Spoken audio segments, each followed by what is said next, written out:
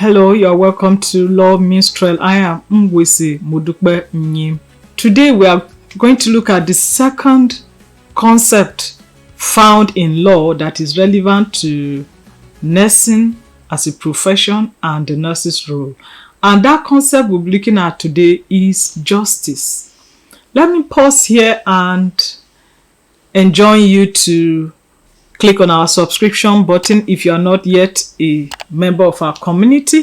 Share our videos with your loved ones, your colleagues. Give us a thumb up if you enjoy our videos. And I would like to also know how the law generally as a profession or as a concept, how it regulates what you do, especially as a professional. And I also want to hear what justice means to you. Let me hear from you in the comment section. In any case, we'll begin examining justice as a legal concept that is relevant to law by looking at what justice means.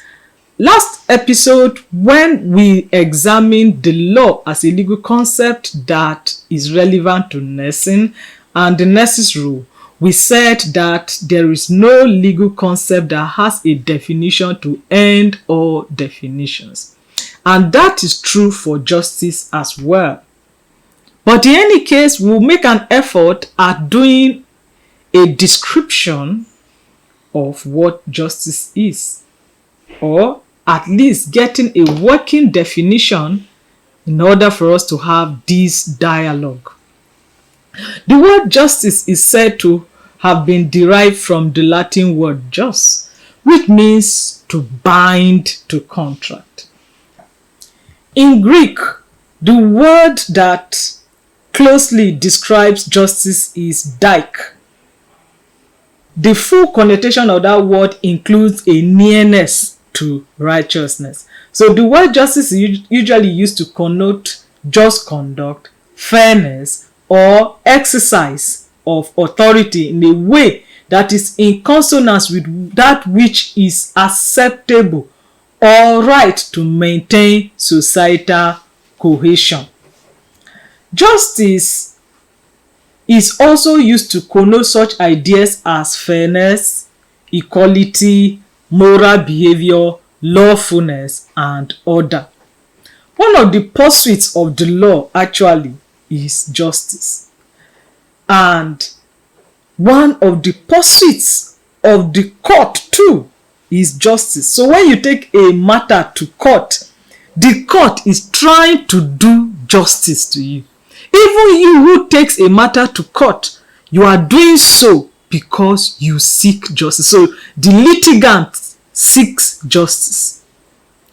And the court also in turn seeks to do justice. To this end, the courts in decided cases too have made an attempt at, in their own way, describing or defining justice. I will take a look at the decision or the dictum of the court in the celebrated case of Godwin Josiah versus the state, wherein the court embarked on a journey of seeking the justice of the case.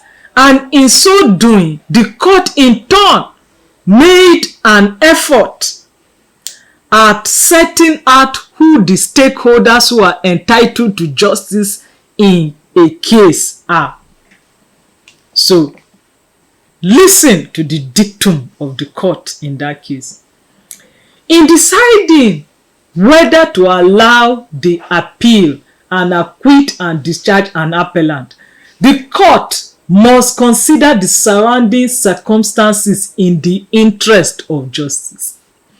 Any order allowing this appeal and also acquitting and discharging the appellant will not be an order made in the interest of justice. Justice is not a one-way traffic. It is not justice for the appellant only. Justice is not even only a two-way traffic. It is a three-way traffic. Justice for the appellant accused of a heinous crime of murder. Justice for the victim, the murdered man, the deceased, whose blood is crying to heaven for vengeance. And finally, justice for the society at large. The society whose social norms and values had been desecrated and broken by the criminal act complained of. You see that in that case, Godwin Josiah versus the state, the court laid down that justice is not a one-way traffic. Justice is also not a two-way traffic, but that justice is a three-way traffic. Justice, one, for the appellant or the accused person who stands trial before the court. Justice for the victim of an accused person's crime.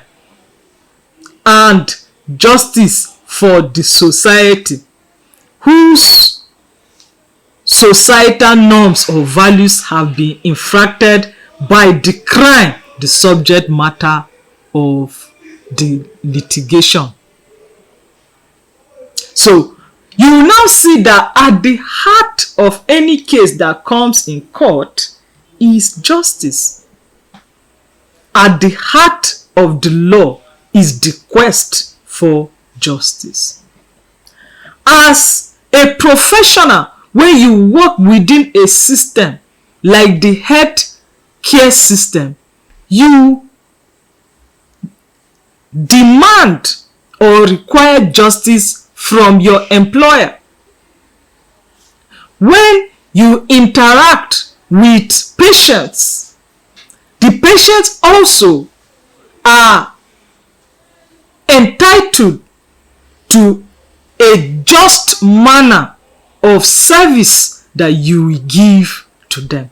So, at the heart of the services you are providing is the quest to do justly to the persons who are the recipients of your service. We'll now look at the types of justice, and we'll be looking particularly at three.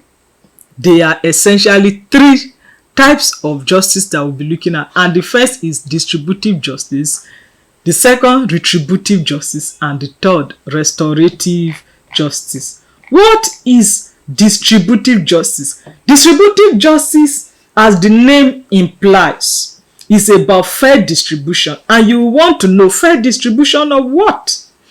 It is about the fair division of societal or communal resources. So, societal or communal resources will be said to be fairly distributed, where everyone either gets or has opportunity to get the same services and physical goods.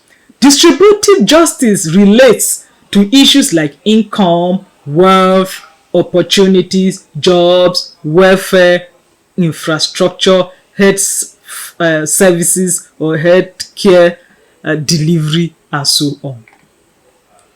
We'll now look at retributive justice. Retributive justice relates to criminal justice administration. So, retributive justice is concerned about the punishment for crimes. It entails that in the event of a crime having been perpetrated, it is the purview of retributive justice that the wrongdoer be served a punishment that is commensurate with the offense that he has committed. This does not necessarily entail that the offender must be subjected to exactly the same thing that he did. For instance, someone commits the offense of assault and battery by slapping someone. It does not mean that the court will ensure that the person is also giving a slap back in the same way that he slapped somebody. So, but he should be given a punishment that is commensurate with what he has done. So, if he slaps someone and maybe he is asked to do community service, he also exerts some energy and has some shame that goes along with it, that may be commensurate with what he has done, or he's fined by way of punitive damages in order for him to to be deterred another time. That may be commensurate, but not necessarily that you get a slap for a slap or you get an eye for an eye, as was the case in the Mosaic law. And finally, we'll look at restorative justice. Restorative justice was developed in the 1970s, though many of its tenets came from indigenous justice practices. Restorative justice focuses on helping the victims of crime, but it also wants to help offenders understand the harm that they have caused. So the goal is to repair, not punish. Engagement, accountability, cooperation, and community reintegration are the essential principles that restorative justice is concerned with. So restorative justice practices have been used in many criminal justice cases, but they have also been adopted during conflicts involving families, schools, and the workplace. Unlike retributive justice, restorative justice doesn't focus on what criminals deserve, but rather on what victims need in order to heal and what communities can do to prevent re-offending. What are the implications of justice? The concept of justice has the following implications. 1. It requires a just state of affairs. 2. It is aligned with condition of morality. 3.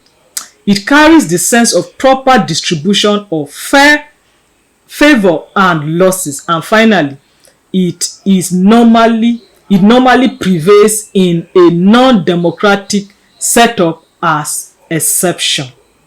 With this, we've come to the end of this episode on justice as a legal concept that is relevant to the nurse and the nursing profession. We'll do a quick recap and then we'll draw the curtain on this episode. We began to look at justice as a legal concept relevant to the nursing profession and the nurse's role.